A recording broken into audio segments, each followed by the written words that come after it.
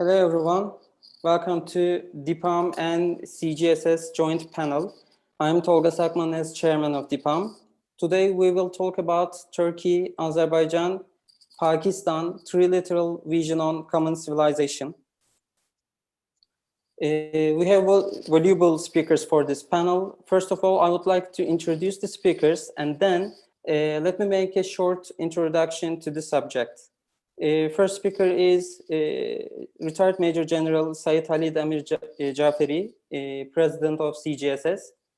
In Pakistan Army, he held various introduction, staff and command assignments, including military intelligence, directorate, and CGSS joint panel. I'm Tolga Sakman as chairman of DİPAM. Today we will talk about Turkey, Azerbaijan, Pakistan, Trilateral vision on common civilization. We have valuable speakers for this panel. First of all, I would like to introduce the speakers and then let me make a short introduction to the subject. First speaker is retired Major General Sayed Ali Damir Jaferi, President of CGSS. In Pakistan Army, he held various introduction, staff and command assignments, including military intelligence, directorate, and CGSS joint panel. Tolga Sakman as chairman of DİPAM. Today we will talk about Turkey, Azerbaijan, Pakistan, the second speaker of us, His Excellency Ambassador Dr. Farid Shafiev, chairman of Air Center. His assignments include hosting to the permanent mission of Azerbaijan to the United Nations in New York in 1998-2001, and the Embassy of Azerbaijan in Canada in 2005-2009. In 2009, Farid Shafiev was appointed Ambassador of Azerbaijan to Canada, where he served until July 2014. From July 2014 to February 2019, Dr. Shafiev was Ambassador of Azerbaijan to the Czech Republic. And our third speaker is His Excellency retired Ambassador Aydın Nurhan. In his diplomatic career, he served as ambassador to Accra, also accreditation to Togo and Benin. And Embassy of Azerbaijan in Canada. I'm sorry, Ambassador Nurhan, can you downgrade your voice? If it is possible, you can close it. Ambassador of Azerbaijan to the Czech Republic. I think stream is going on someone's computer and we see the schedule. So it's better to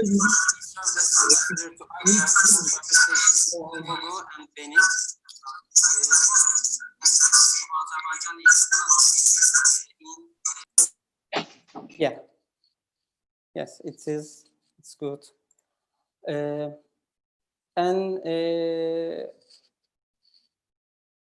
He's a Director General. He was the Director General of Science and Technology at the Organization of Islamic Cooperation. And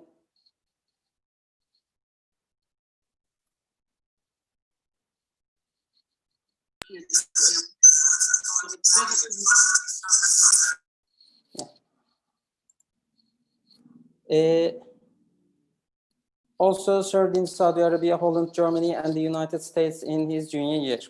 I thank our speakers for their participation. I would like to say a few sentences to introduce the subject and show what we mean by saying trilateral vision on common civilization. Today, we will talk about Turkey-Azerbaijan-Pakistan relations that we express frequently nowadays, but is actually a long time, a high level of cooperation and common bonds from a macro perspective. The perspective we are talking about is not just a security or economic based situation. These three countries have actually become symbols of stance and existence. This situation, which has recently been described with terms that have become slogans like crescent alliance or three states, one nation is a point brought about by both mutual and multilateral relations and the international order. With the shaping of the economic structure at the basis of the Western-style political system and global hegemony of West, the global power focus shifted to the East. This situation, which we have observed for a while, has evolved into a process triggered by the coronavirus pandemic. This process became concrete within the framework of the Belt and Road Initiative that China supports economically.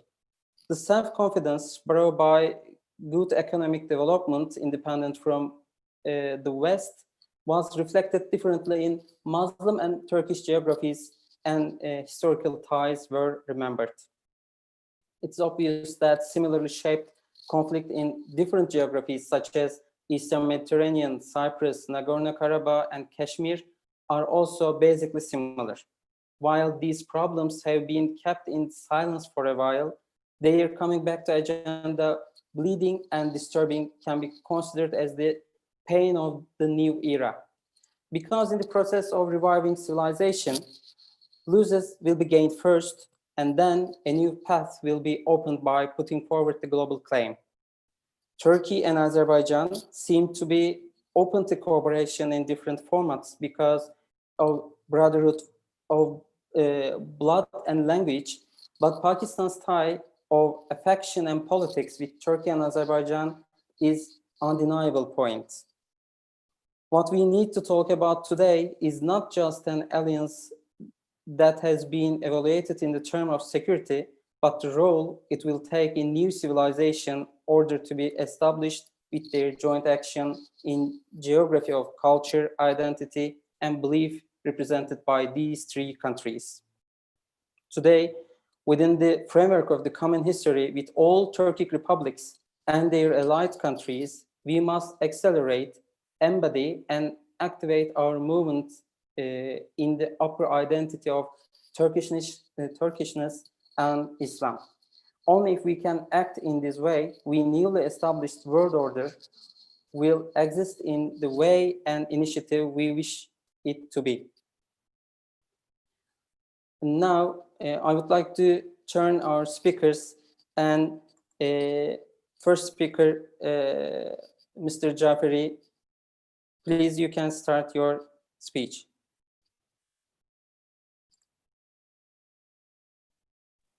Thank you very much, Mr. I hope you can hear me.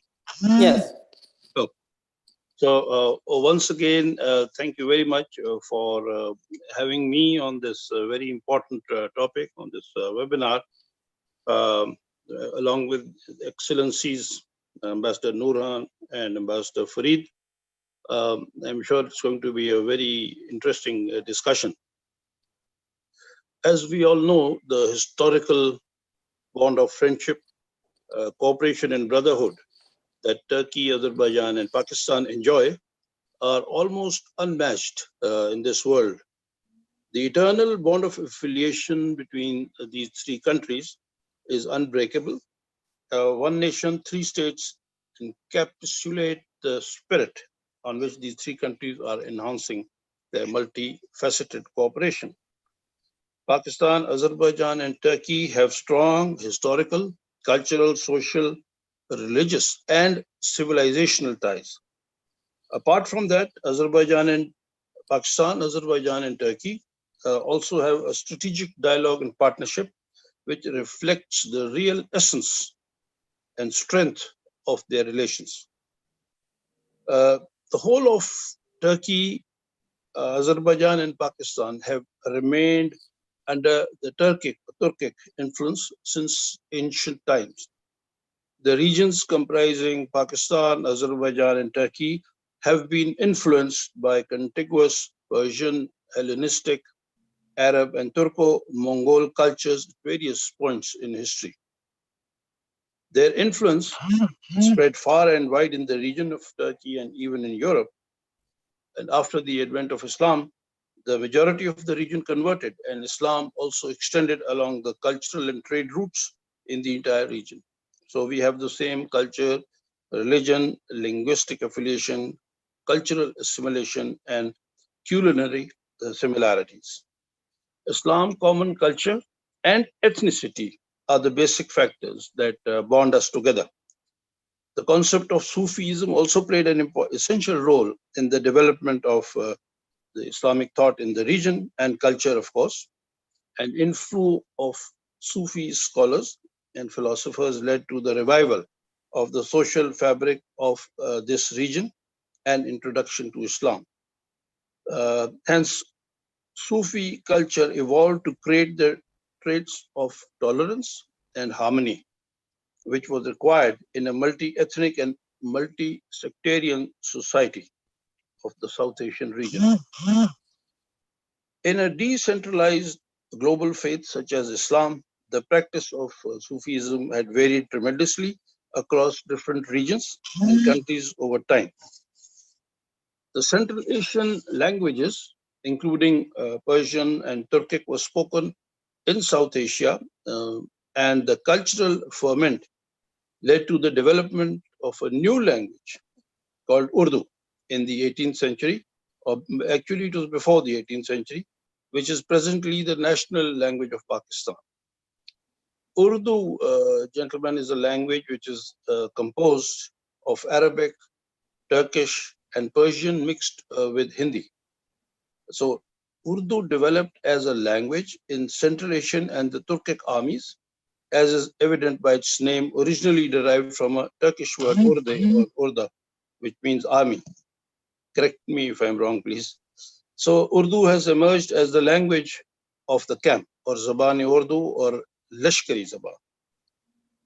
So this is also a great factor in this civilization which we share. The most relevant era was of the Mughal or the Timuri Emperor Babur in the context of language assertion. Cultural integration between the three regions reached an unprecedented level. Not only the architecture, but even designs in Pakistan, in the buildings, they have Central Asian and Turkish influence. The integration of pre-existing smaller kingdoms into a single Mughal empire led to the need and birth of a new unified language and culture for the first time since the Aryan era.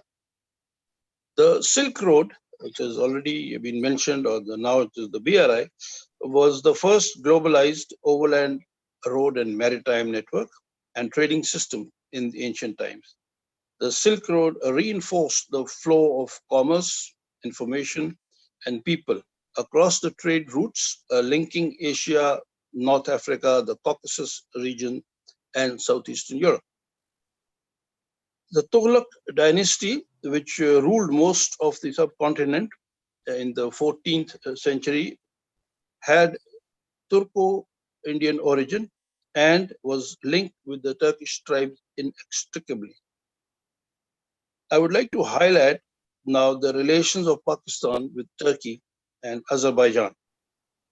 Turkey has continued supporting Pakistan over the years, and the friendship between the two countries is indeed historic. These relations have been traditionally strong, with both nations maintaining extensive cultural, commercial, strategic, and military cooperation. Turkey established relations with Pakistan soon after its independence in 1947. And the bilateral relations became very close due to the pair's cultural, religious, and geopolitical links. The founder of Pakistan, Mr. Muhammad Ali Jinnah, or Quaid-e-Azam, expressed admiration for Turkey's founding leader, Mustafa Kemal Atatürk, and expressed a desire to develop Pakistan on the Turkish model of modernism. Jinnah is honored as a great leader in Turkey, and a major road of the Turkish capital, Ankara, is named after him, while similarly roads in Islamabad, Karachi, Lahore, and Peshawar are also named after Kemal Atatürk as a gesture of love and attachment which both nations have for one another. The sentiments of brotherhood that Pakistanis have for the people of Turkey and Azerbaijan have their roots in history. The history of Pakistan-Turkish relations is a story of exemplary cooperation. We have been friends and supported each other in times of war and peace. The institution of Khilafat, the Khilafat movement which took place, occupied a very important place in the history of the Muslims of our region, and it is still fondly remembered. Our forefathers affiliated themselves with the Sultanate Osmania. All the Muslims of the subcontinent were living under British Raj. They initiated the movement and tried their best to save the Ottoman Empire. Not only by financial support, but they also fought along with the Ottoman army against the rivals. So this is a glaring example of a deep ties in history. Quaid-e-Azam Muhammad Ali Jinnah, at the time of the appointment of His Excellency Mr. Yahya Kamal as the first Turkish ambassador in Pakistan on March 4th, 1948, stated that Turkey, and I'm quoting, Turkey has drawn our admiration for the valor of Turkish people and the way in which your statesmen and the leaders have struggled and fought almost single-handedly in the midst of Europe for your freedom and sovereignty, which is worth mentioning. I really can assure Your Excellency that the Muslims of Pakistan will entertain sentiments of affection and esteem for your country. And now Turkey and Pakistan, both as free, sovereign and independent countries, can strengthen their ties more and more for the good of both, unquote. He also hoped that being Muslim countries, people of nations would put their genuine backing and teamwork into establishing closer political and cultural ties and thus contribute in the welfare and betterment of the two brotherly states. The 21st century witnessed major developments in Pakistan-Turkey relations. Pakistan and Turkey established high-level dialogue mechanism in 2003, and adding a fresh chapter to their relations in May 2017, they upgraded their military and strategic relationship. And since the Prime Minister, Mr. Imran Khan, visited Ankara in January 2019, the two countries' relations have been getting stronger and are now on a decidedly upward trajectory. Cooperation with Turkey in all fields, especially defense, has been the cornerstone of our relationship. And we can never forget the support which Turkey has given us on the issue of Kashmir. Pakistan values its close brotherly ties with Azerbaijan, which are again based on historical, cultural, and religious commonalities, and both the countries always support and stand with each other. Pakistan intends to further cement those relations through parliamentary and economic cooperation. The similarities between the two countries are striking. Not only they have a shared Persian-Turkic history, both have been part of various empires, as I mentioned earlier, but they also have similar cultural, religious, and geopolitical outlooks. During the 16th century, the Emperor Humayun was the one actually who really combined both part of both the Safavi empires and his empire here in the subcontinent. Baku State University has a well-established Urdu branch teaching Azeri students the national language of Pakistan, while an online Azeri news agency recently has been launched in Pakistan.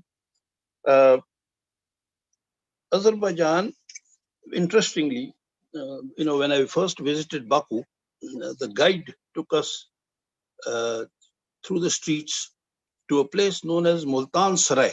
And I never knew that in Baku, there is a place known as Multan Sarai. And when I asked, she said, the guide, a young lady, she said, well, from Multan, the caravan sarais used to come and trade here in Baku. So this is, the extent of our relationship. We share an enduring diplomatic relationship, and Pakistan was one of the first countries to recognize Azerbaijan as an independent state in December 91. The bilateral strategic cooperation between the two states embraces the economic, cultural, political, and defense fields. And of course, Baku fully supports the settlement of the Kashmir problem based on the relevant resolutions of the UN Security Council.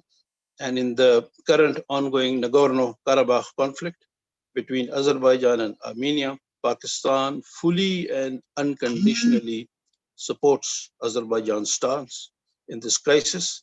And of course, we condemn the Armenian aggressive policies which are disturbing peace and stability in the region. Similarly, Turkey and Azerbaijan enjoy historic and unmatched relations. And it is a commonly known fact that Azerbaijan, Turkey, and Pakistan have always stood with each other with no conditions. The reason behind the unconditional support and strong ties can be understood by analyzing the commonalities in these countries. Therefore, I see this Azerbaijan, Turkey, and Pakistan trilateral cooperation as a natural block in the future. And this strategic trilateral partnership has enormous potential for us as well as for the region. Together, gentlemen, we can play a vital role in peace and stability of the region, and we can support each other in international organizations, and we can intensify our cooperation in the defense sphere also. With this, I will end my talk, and I hope that in the future, we further increase our cooperation between the three countries. Once again, thank you very much. Thank you, Mr. Jaferi, for your speech. And secondly, Dr. Shafiev, please.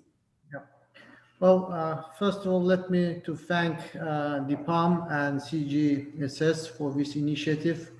Indeed, I think this is a timely initiative. On the streets of Baku, you can see many cars, you can see on many windows three flags, Turkey, Azerbaijan, and Pakistan. Mr. Jafari gave indeed very extensive and very, how to say, the precise picture, historical picture, how ties between Azerbaijan, Pakistan, and Turkey developed over centuries. Here we're speaking about the ties between tribes, between different people living in those areas, all these cultural and historical linkages. So there is no probably to repeat that. But would like to highlight that besides this historical background in modern area, also Mr. Jafari also spoke about that. But we in Azerbaijan highly appreciate the fact that Turkey and Pakistan were among first countries who recognized Azerbaijan independence after the Union in 1991. Indeed, the history of Pakistani-Turkey relationship, of course, is older. I mean, I'm speaking about the modern republics, about modern time. We can recall the time in 50s, 60s, and etc. The Azerbaijan is a bit new arrival to this triangle. But we believe we have important common denominator, not only in terms of religion, but in terms of the political view, how to develop the regions, how to resolve the conflicts. Indeed, our countries unfortunately suffer from the conflicts, whether it be Nagorno-Karabakh, the Armenian occupation, or Kashmir, and the situation around Turkey, the situation in Syria, and indeed a number of issues around Turkey now. But for this reason, it's very important the solidarity between these three countries. Mr. Jaffer also spoke about the different cooperational projects in political sphere, economic, educational. I would like to highlight probably a few things in the context of the today's regional development, but also geopolitical struggle between the global powers. Quite recently, as you all know, that Azerbaijan now, the Azerbaijani armed forces conducting operation against the Armenian armed forces.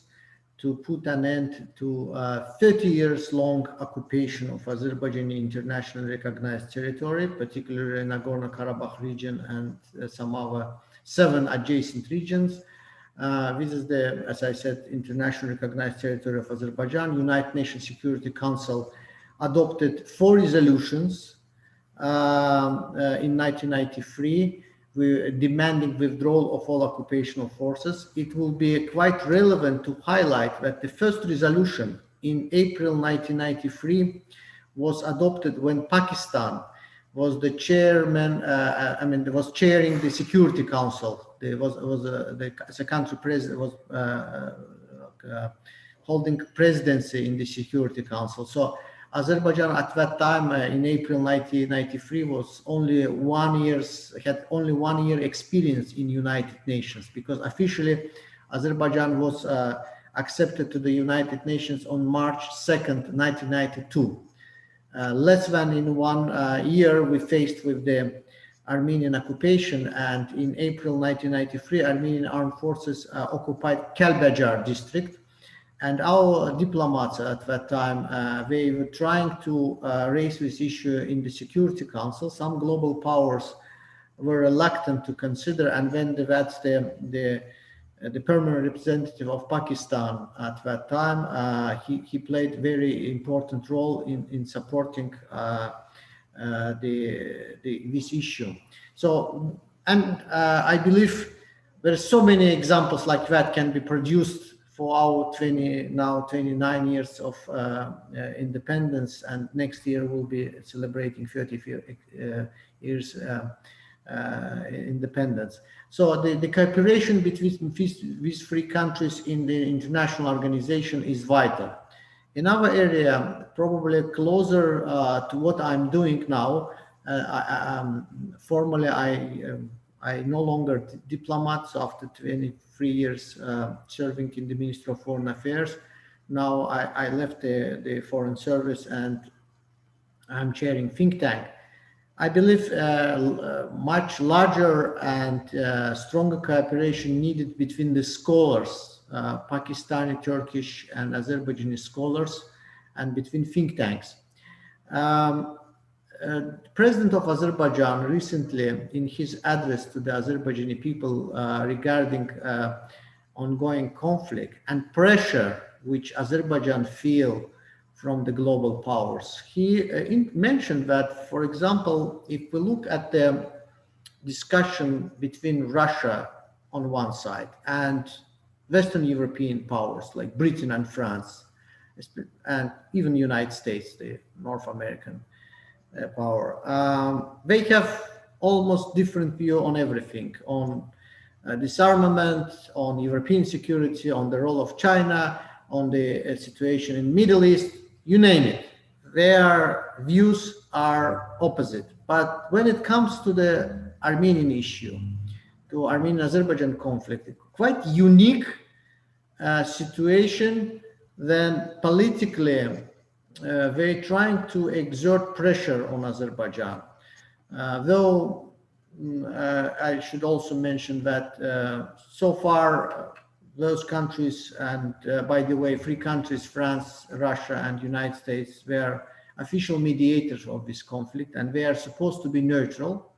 But if we look at the media coverage, in Western media coverage, Russian media coverage, and especially the majority of academicians and scholars writing about the Armenian conflict, Armenian-Azerbaijan conflict, they have quite unanimous, not unanimous, but similar approach. And I believe it has something with historical, with colonial legacy.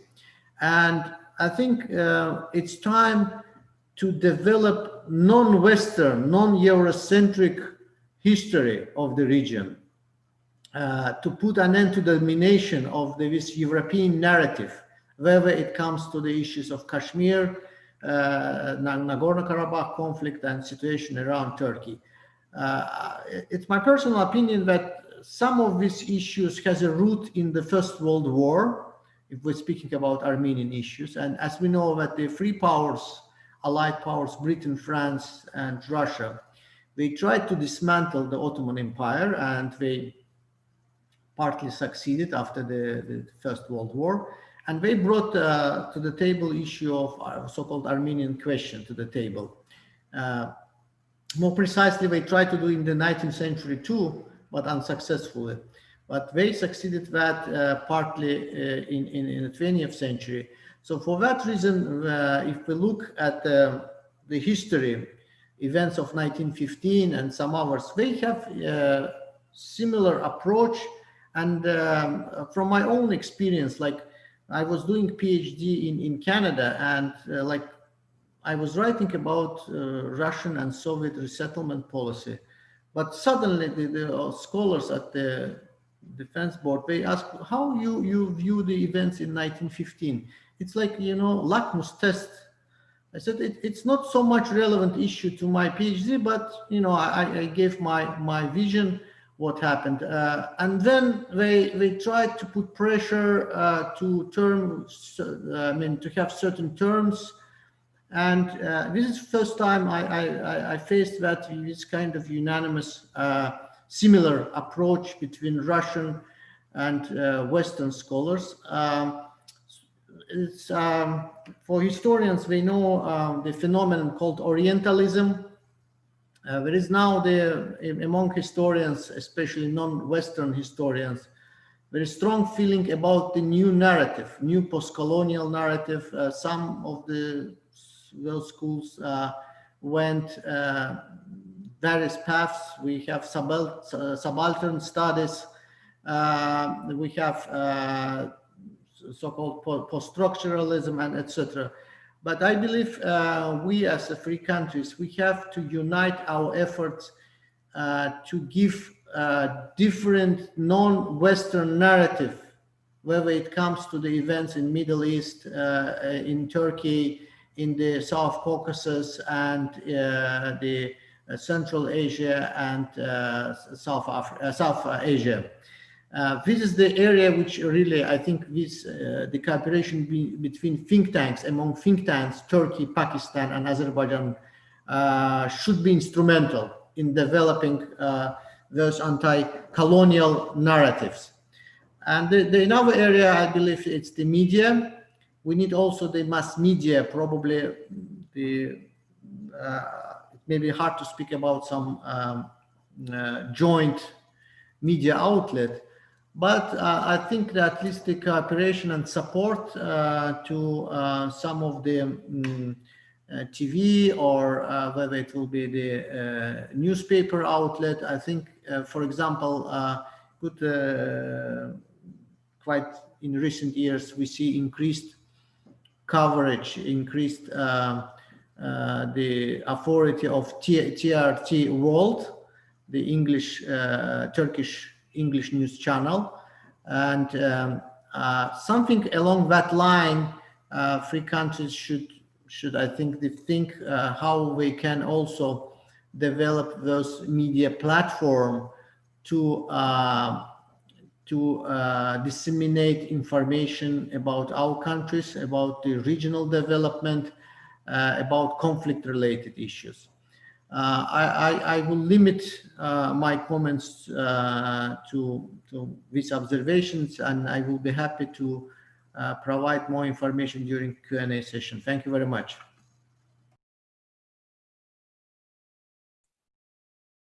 Thank you, Mr. Shafiev. And lastly in this session, Ambassador Nurhan.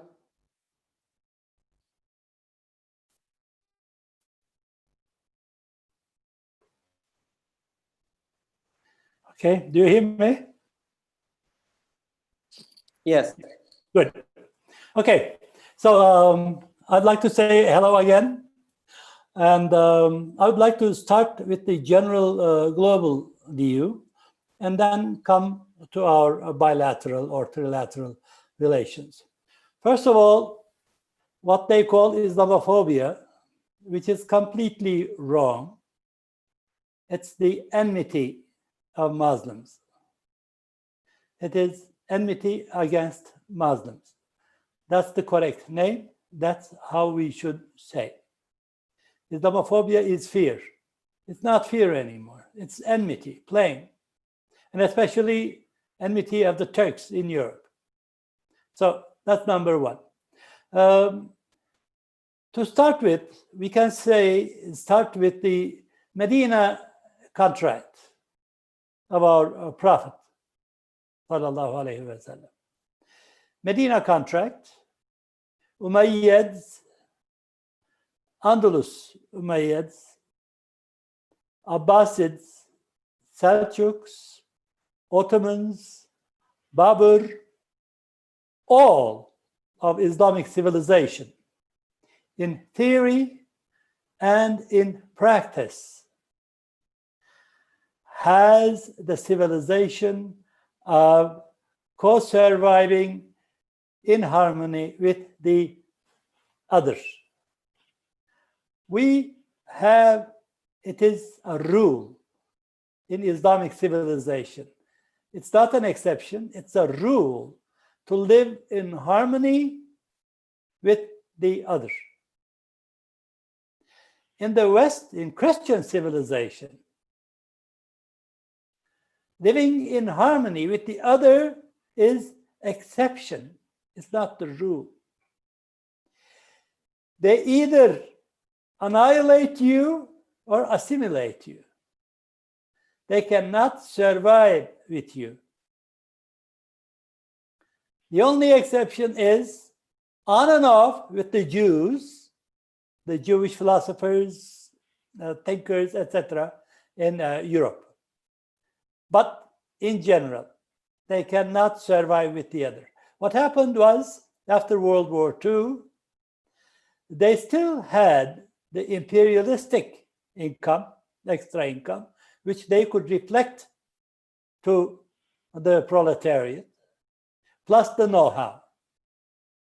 So these two pluses they had against all the other countries in the world.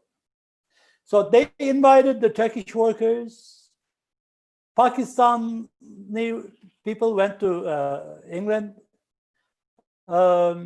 Greeks went to Europe, Spanish even went to Germany, Italians went to Germany, France to work.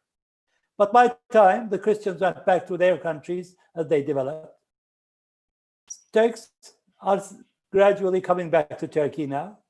So as they lose economically, the old historical character popped up. So I am expecting another Holocaust in 10 years. I'm hearing the footsteps of a second Holocaust in Europe, next in the US. So this is the overall coverage, what happens. American legitimacy. Remember America after World War II. I loved America when I was a kid. When Kennedy was killed, I was 14 years old. And we cried. And then American love is gone. Then the second phase of legitimacy, respect. We respected America until 9/11. After 9/11, Guantanamo, Abu Ghraib, all other things, etc., America's unjust approach to Palestine, etc. So the last phase of legitimacy was, if they don't love me anymore, if they don't respect me anymore, then they should fear me. This is the last step in legitimacy. And they're losing. So what is coming up in the world is China. But at the 70th anniversary celebrations, I made a speech in Shanghai. I asked this same question: can China replace American legitimacy? That is the problem. And that's an important point also for Pakistan. Now, coming to gradually coming lower from the global picture, Turkey and Russia, the Western civilization lost both of them. They said my way or the highway. And Turkey, from the start of Peter the Great, Ottoman, we can even start it with a tulip age, about 18th century, but also with Selim III, Sultan Mahmud II. So at that time and after Tanzimat, we opened our, tried to embrace Europeans. They said, no, on my terms. You'll be the lower part, we'll be up above. And they were so arrogant. Russians didn't accept that. Turks didn't accept that. Two great nations. They said, no to you, down. So gradually, we are losing Europe. I lost hope. They don't give their ears to us. That's information we can, I'll also come to that later. So what do we have now? Russia, China, Muslim world, and the West. If the West does not want us, then what do? Pakistan tends to go with China.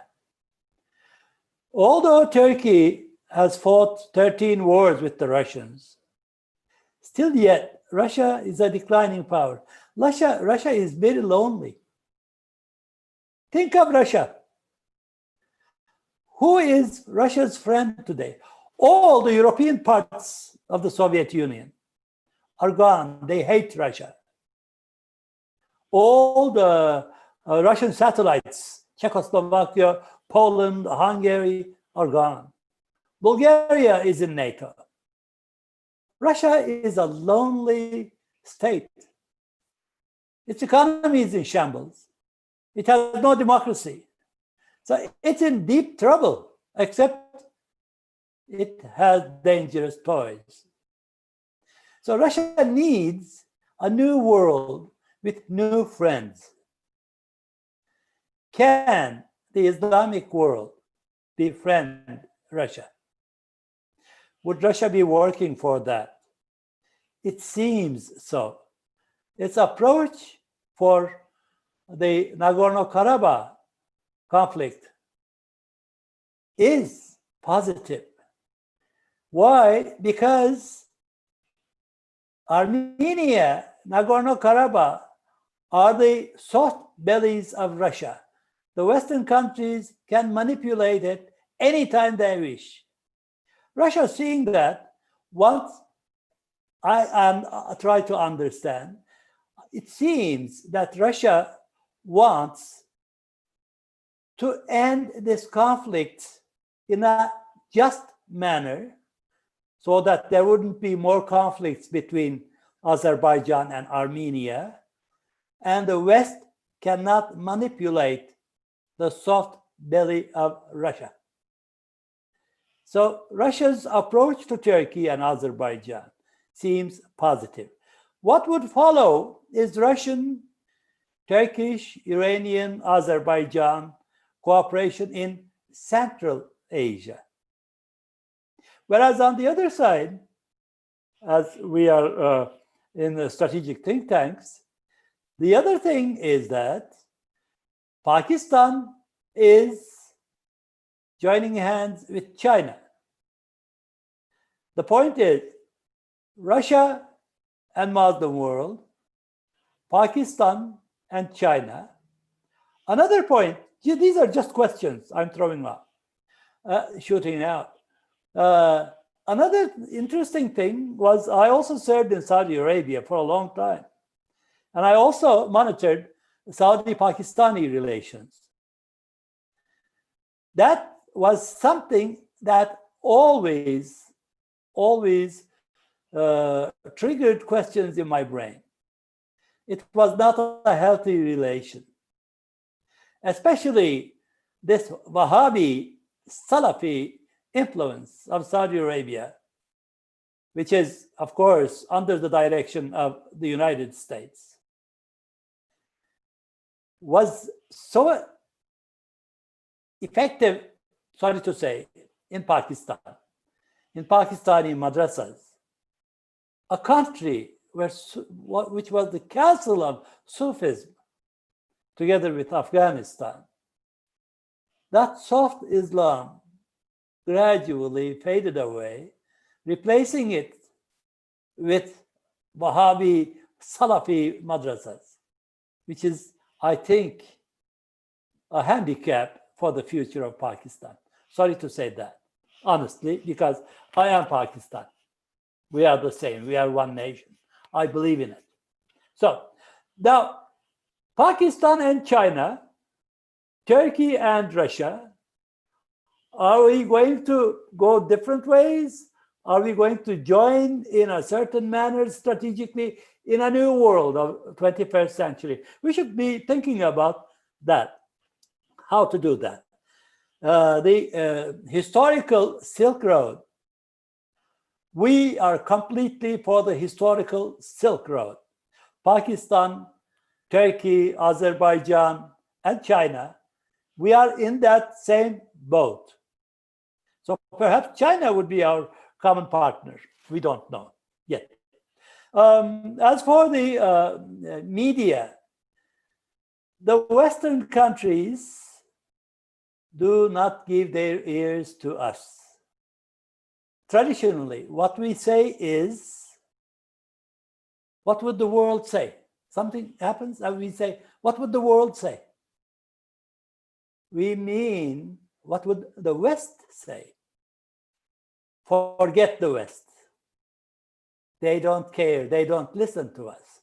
We need a new strategy. We have to have the periphery. We should have the ears of the oppressed, of the Muslim, Africans, Asian countries, Latin American countries. Change your strategy completely, information strategy. Don't try to convince the Western world. Don't try to convince the lobbies. It's of no use. I came to that result. It's no use. We should start our new strategy of gaining the hearts and minds of the oppressed and surround the Western world with our new allies, especially winning their hearts. That's an important thing. Within this context, Turkey, Pakistan, and Malaysia, we are trying to build a new television network. I would be very happy and propose that Azerbaijan join this trilateral enterprise. That would be very nice. Another point, I'll criticize myself, my university. Ankara University has a radio, wonderful radio, I listen to it. But from morning till midnight, it plays Greek music. And Greece, and the hardcore nationalists in Greece are so tough on Turkey nowadays. They do all kinds of enmity, and Ankara University Radio does not play any Pakistani or Azerbaijani pop music to bring us nearer, but it plays Greek music to bring us together. This is a perplexed look at the world and how we corrupt our youth with doing the wrong information technique. Another point is, for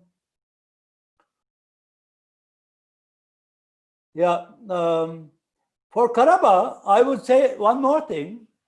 The greatest enemy of Armenia, it's not Turkey, it's not Azerbaijan. The greatest enemies of Armenia are the Minsk trio. Armenia is the last Russian slave country in the world today. It's a Russian slave. It's in shambles. It's falling apart. Its population is going out. 100,000 Armenians are illegally working in Turkey. It's in shambles. It's falling apart. But the US and France want to keep it that way. Why? Because it's the door of Turkey to Azerbaijan and to Central Asia. Just for this mission, Americans, French, and Russia keep Armenia in shambles. This Pashinyan guy, he wanted to go with the West. And the Americans and Soros, France, etc., supported that. Look, without Turkey, Armenia, no way can open to the Western world. Russia wants to keep Armenia at hand. Again, without Turkey, Russia cannot do much in Armenia. They should be aware of it.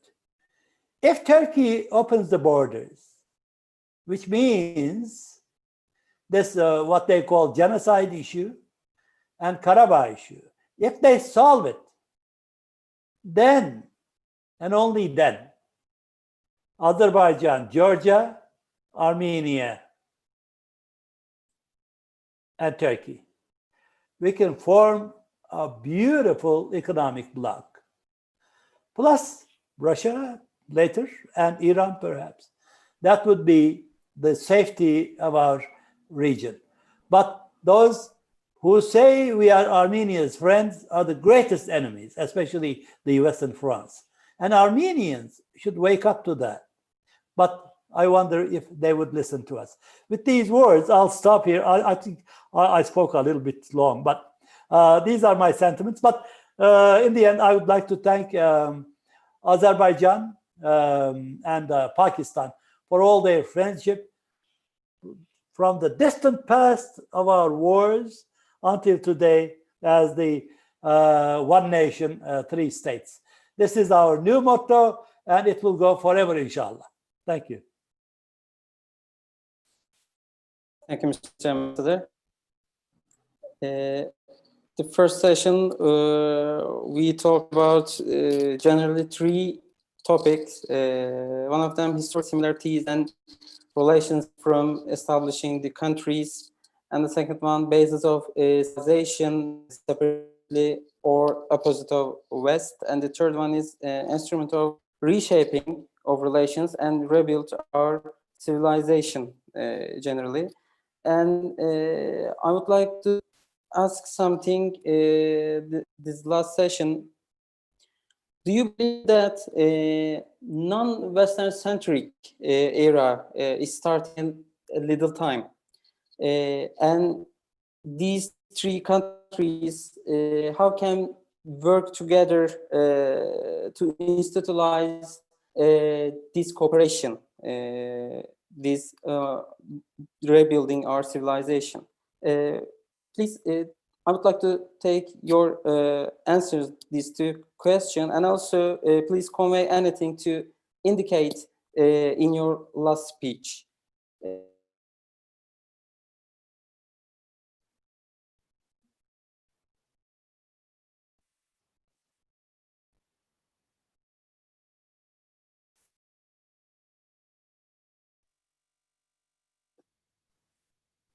Sorry, are you? Do you want somebody specific to answer General this? question for everything, for three of them. Okay. Well, if you allow, I'll just make a few points here. Very interesting remarks by both the ambassadors, and your last point about all the three countries getting together and literally forming, let's say, a civilizational bloc, let's say. Well, of course, the last point, you may have noticed that nowadays the orientation of Pakistan and other countries was we are now firmly fixed, our eyes are towards the East, which is China, of course,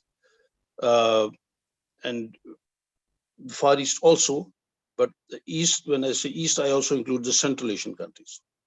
So for us, the natural bloc for Pakistan is Turkey, Azerbaijan, Central Asia. And of course, China being a major power of the region, and they have the economic capacity also as they are developing the BRI. The BRI is facing a lot of obstacles, as you may have noticed. There is a lot of propaganda about the BRI. But eventually, I think it should be a success, especially the CPEC, which is passing through Pakistan. It will benefit the whole region, including Azerbaijan, Central Asia. So I think the prospects of common policy, common economic policy, common geopolitical objectives, sorry, is very much there. And I think we are moving in that direction. Sorry. The point mentioned about the joint news outlet, I think this is a very good idea. And our think tank already has a lot of cooperation with various media outlets in China, in Malaysia, in other countries. So I think we could develop on this, having a common outlet. We are already sharing a lot of information with Azerbaijan, not so much with Turkey, but with Azerbaijan, we have an ongoing program of sharing information mutual. So I think this can be managed, and we must work on this. A very interesting point mentioned about the Islamophobia. The Ambassador Nurhan is absolutely right. If you notice, whenever there is an incident, and if there is a non-Muslim involved, he has mental issues, mental issues. And if it is a Muslim involved, he's a terrorist. We all notice that. So any narrative which we make, if it does not suit the West, they will not accept it. We can become gold. We can have a golden narrative, but they will not accept it if it doesn't fit into their policy. So we have to keep this in mind. And Islamophobia, like Ambassador Nurhan said, definitely it is being spread, and they are provoking it. They're provoking it by these needless, caricatures and so on and so forth, being supported by the government. So could it be part of a larger plan? We don't know. We'll have to wait and see. Here, the Muslim world has to be unified. I know this is a tall order. In very crucial issues, the Muslim world has not been unified, as we have seen. But as far as Islamophobia is concerned, I think we could manage. A very important point which I want to highlight is the situation in Afghanistan, because Afghanistan is a destabilizing factor at the moment for everybody. The instability there. We hope that things will turn out better as far because of the Doha talks and everything going on. But I fear that there are going to be problems. In Afghanistan, there are too many spoilers in Afghanistan who do not want this region to be peaceful. India is one of them. Other agencies are also involved, maybe including the Western agencies also. Recently, ISIS attacked from this university. They took responsibility. Now, where did this ISIS come from? How was it imported? These are all questions which we must think. And especially our three countries, we must get together and have a common thought process on all these issues. Thank you very much.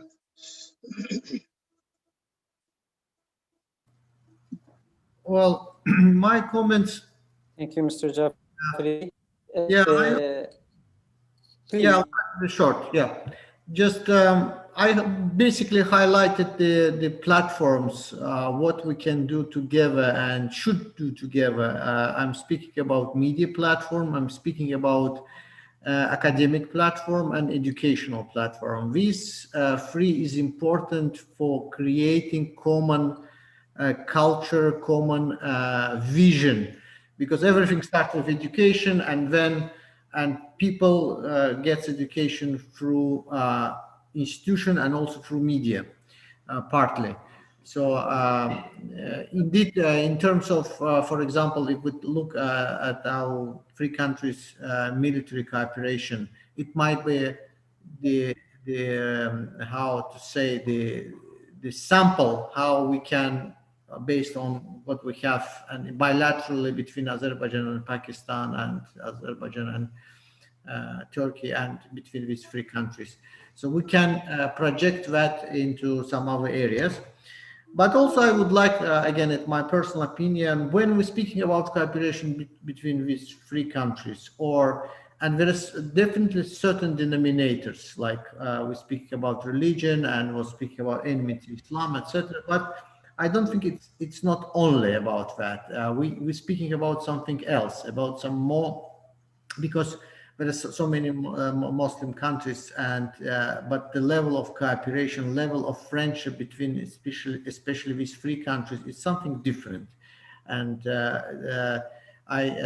not by accident I mentioned that Pakistan was supporting Azerbaijan in security on first day of independence. But also I would like to highlight this platform should not be anti-something. It's not the anti-Western. It's not the goal. And, you know, with some of Western countries, we have, I mean, all these three countries have different level of cooperation. Yes, there is the feeling probably that sometimes this sort of friendship is very transactional. When during the Cold War, Pakistan was needed to the United States in the geopolitical. It gave full support. Now kind of the significance diminished and more criticism coming, etc. But leaving that aside, which is indeed some true grievances in Azerbaijan, especially when we see this media coverage, Western media coverage about the conflict. But leaving aside that, indeed there is some elements we should not target like doing it something anti rather than pro. It's the pro trilateral, and also the Ambassador Nurhan mentioned that there might be some other countries involved, like speaking about, I made a note that there will be some common media platform between Turkey, Pakistan and Malaysia. Very interesting project. Probably we have to look at this project in Azerbaijan too, where we can join and how we can contribute. So probably that will be essential for us to focus what we can do together and not what we do against somebody or something. Thank you.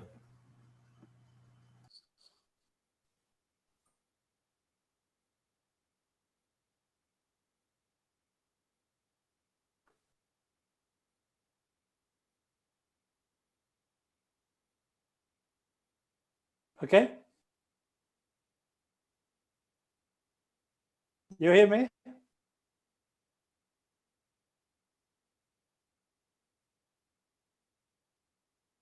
Hello?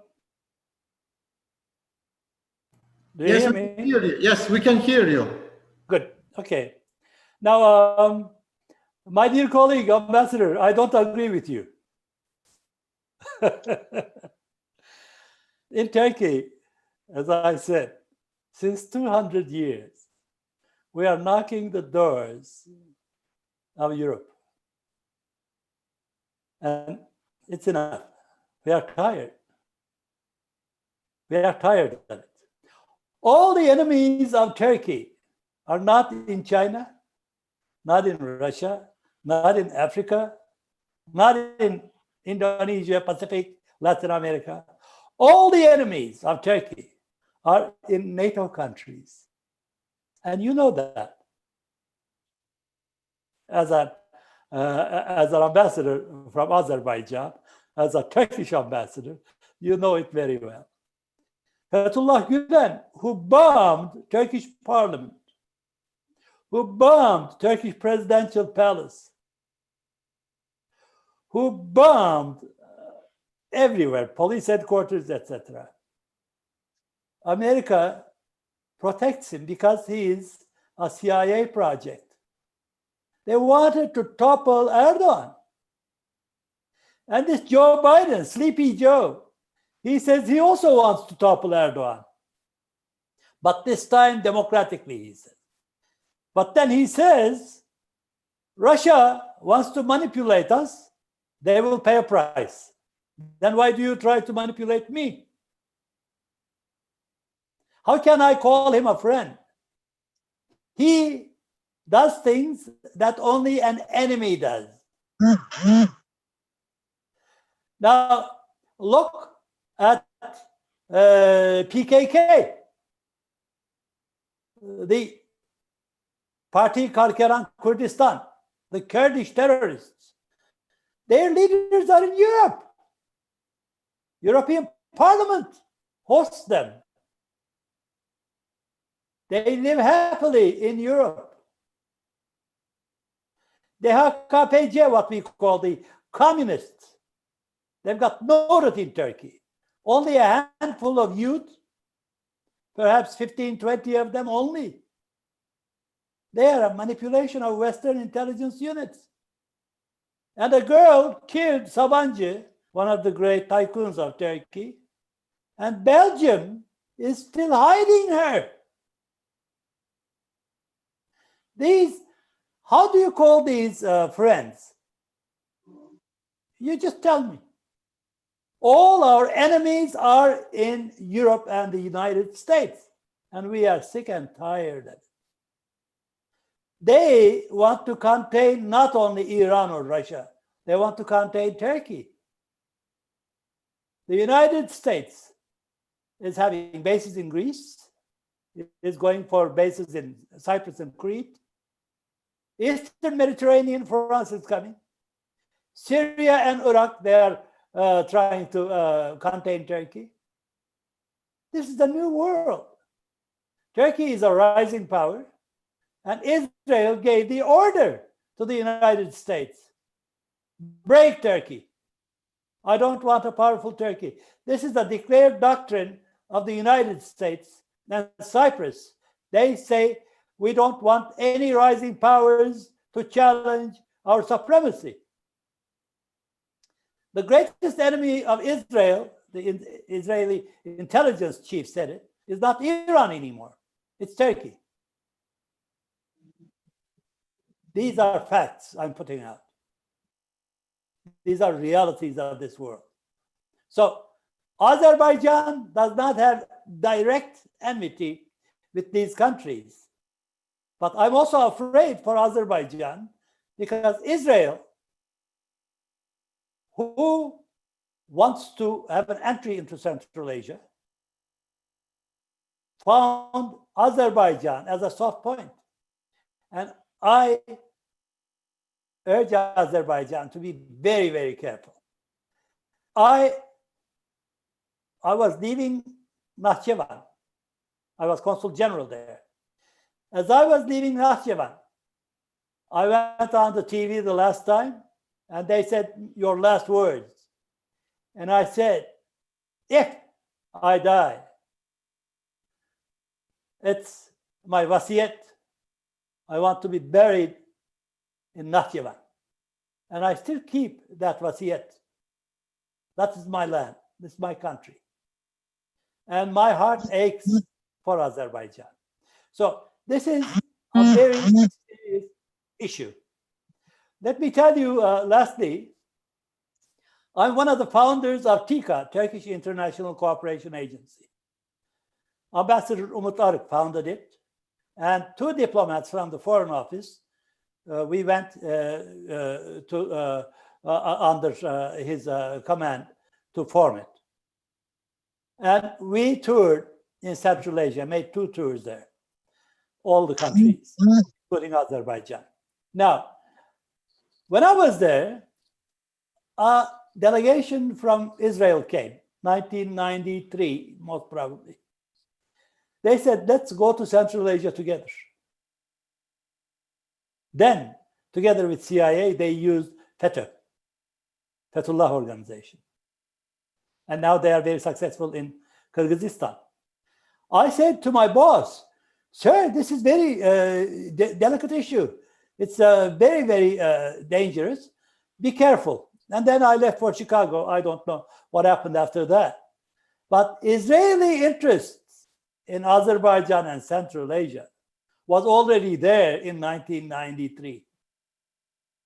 So these are things that we must be careful. Now, I will tell about technical cooperation between Pakistan and Turkey. Pakistan is a nuclear power. And most probably, of course, I cannot know, I don't know. Most probably, we share technology in all defense industry. That's the brotherhood, real brotherhood. We need each other. Pakistan also cooperates with China in, of course, defense technology. It is good for all of us. Azerbaijan started buying from us weaponry. We can develop joint techniques. I know from the Soviet times, Azerbaijan has superb mathematicians. I know top mathematicians of the US are coming from Pakistan. So Turkey has the industry base, you know. So these are the very good points we can cooperate with each other. And there is a base for it. I think it's growing exponentially nowadays. And lastly, I would say this. When I was a child, I didn't trust Turkish radios. We didn't have TV anyway. But all I had was a little transistor radio. I used to listen to BBC and Voice of America. I loved them. They were honest. My radio was dishonest. It always lied. But BBC was always correct. Voice of America was always correct. Now, waking up, what we see is they were the masters of manipulation and cheating and lies. Too late, baby. I'm 71 years old to learn that. Too late. Good morning, America. Thank you. Thank you, Ambassador Nurhan. And also, I would like to thank to all distinguished panelists, Major General Jaferi, Ambassador Dr. Shafiev, and Ambassador Nurhan. I'd like to thank to all audience for this fruitful panel. Good evening for everyone. Thank you. Thank you Thank you. Thank you. very much. See you, inshallah. Bye-bye. Inshallah.